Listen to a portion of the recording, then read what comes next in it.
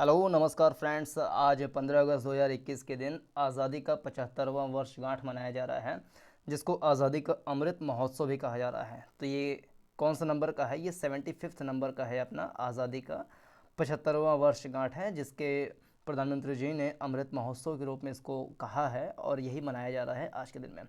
तो हम इसी बहाने देख लेते हैं कि आधुनिक भारत में जो स्वतंत्रता संग्राम चला था, यानी कि फ्रीडम मूवमेंट चला था, उसकी एक नज़र में हम सारी की सारी जो घटनाएं हैं उसको एक ही जगह पर तिथिवार तरीके से हम समझ लें, ताकि आधुनिक भारत के इतिहास जो स्वतंत्रता संग्राम है उसको पढ़ने में एक हैरारकी बन सके, एक सिस्टमेटिक ढंग से चीज़ें पता चल सकें किसके बाद क्या चीज़ हुआ था, और फिर उसके डिटेलिंग में हम जा करके उसका एनालिसिस कर सकें। तो हम सारी घटनाओं को जो है एक ही जगह पर मुश्किल से 10 मिनट में सारी घटनाओं को देख लेते हैं। 16 अक्टूबर 1905 में, तो पहली बात तो 1905 में लॉर्ड कर्जन के समय ये डिसीजन लिया गया था कि बंगाल को दो भागों में बांट देना है, पूर्वी बंगाल पश्चिम बंगाल। जो पूर्वी बंगाल था उसमें मुस्लिम बहुल इलाका था, पश्चिम बंगाल में हिंदू बहुल इलाका था। तो उसको दो भागों में बांट देने का निर्णय लिया गया था 1905 में कर्जन के द्वारा।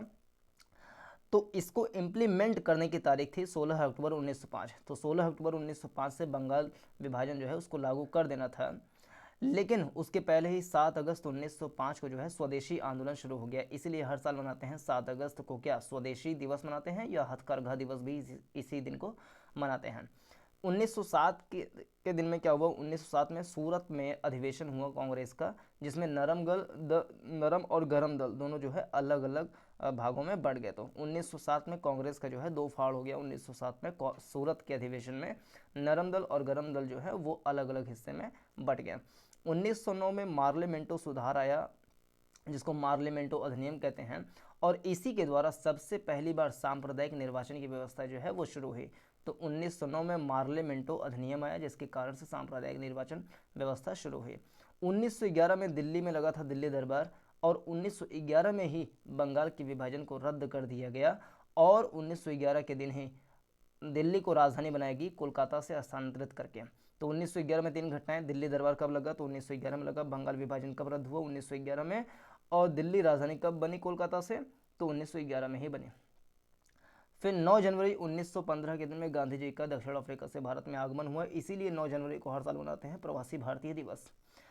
1916 में लखनऊ अधिवेशन, क्या 1916 में लखनऊ अधिवेशन हुआ, जिसकी अध्यक्षता किसने की थी? तो अंबिका चरण मजूमदार ने की थी। 1916 में लखनऊ अधिवेशन हुआ, जिसकी अध्यक्षता अंबिका चरण मजूमदार ने की थी। 1917 में चंपारण सत्याग्रह हुआ, और ये गांधी जी के द्वारा पहला सत्याग्रह था जो कि बिहार के अंदर में हुआ था। तो 1917 में हुआ चंपारण सत्याग्रह। फिर 1919 में का 1919 में रॉलेट एक्ट आया, जिसको मॉन्टेग्यू चेम्सफोर्ड अधिनियम फिर इसी साल में आया। रॉलेट एक्ट कब आया? तो 1919 में आया। और मॉन्टेग्यू चेम्सफोर्ड अधिनियम कब आया? तो 1919 के अंदर में आया है।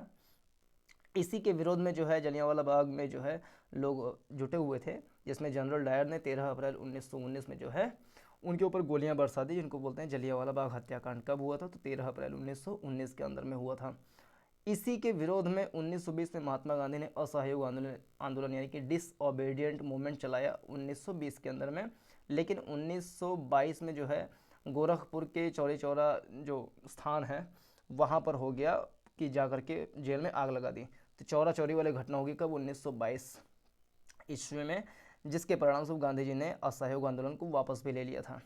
फिर 1923 के अंदर में स्वराज पार्टी का गठन हुआ, और किसने किया? देशबंधु चित्तरंजन दास और मोतीलाल नेहरू ने मिलकर के 1923 के अंदर में स्वराज पार्टी का गठन कर दिया। 1924 में बेलगांव अधिवेशन हुआ, जिसकी अध्यक्षता महात्मा गांधी जी ने की थी। तो महात्मा गांधी कांग्रेस का केवल एक ही अधिवेशन में अध्यक्षता की है। वो अधिवेशन कौन सा है?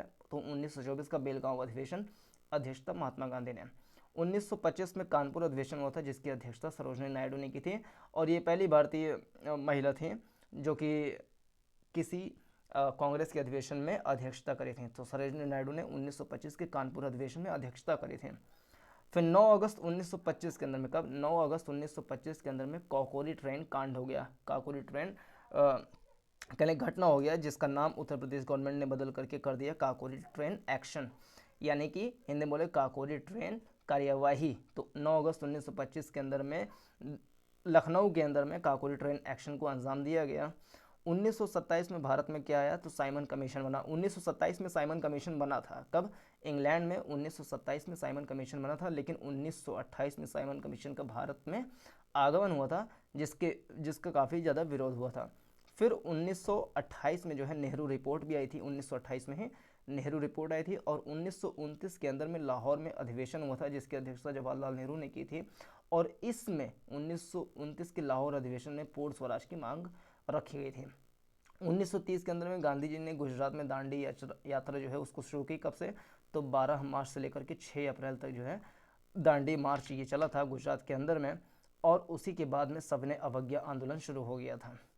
1931 के अंदर में कराची अधिवेशन हुआ था। 1931 में ही गांधी इरविन समझौता हुआ।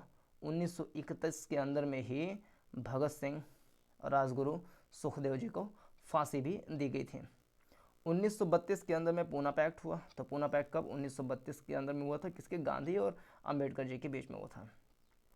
1935 के अंदर में भारत शासन अधिनियम आया था और ये 1937 से लागू हुआ था। मतलब भारत शासन अधिनियम 1935 में बना था लेकिन 1937 से लागू हुआ था। और भारतीय संविधान के करीब 45-50% हिस्से जो है वो भारत शासन अधिनियम से हूबहू लिए गए हैं। 1940 में अगस्त प्रस्ताव आया था। कब? 1940 में अगस्त प्रस्ताव आया था और 1940 में ही व्यक्तिगत सत्याग्रह भी प्रारंभ हुए थे। 1942 के अंदर में क्रिप्स मिशन जो है वो बना और जिसके कारण मतलब क्रिप्स मिशन भारत आया 1942 के अंदर में, जिसके कारण भारत छोड़ो आंदोलन की शुरुआत हुई।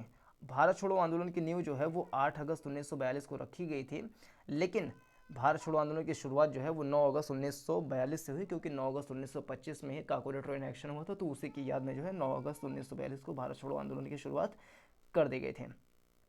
मार्च 1946 के अंदर में कैबिनेट मिशन जो है वो भारत में आया। कब? मार्च 1946 में कैबिनेट मिशन बना जिसका उद्देश्य था कि भारत में संविधान का निर्माण करवाया जाए। और 13 दिसंबर 1946 में, कब? 13 दिसंबर 1946 में जवाहरलाल नेहरू ने संविधान सभा के सामने उद्देश्य प्रस्ताव प्रस्तुत किया। वही जो संविधान की प्रस्तावना है, प्रीएम्बल ऑफ इंडिया है, उसको संविधान सभा के सामने जो है प्रस्तुत किया। कब? 13 दिसंबर 1946 के अंदर में वो पास भी हो गया, बल्कि 13 दिसंबर 1946 को वो पास भी हो गया।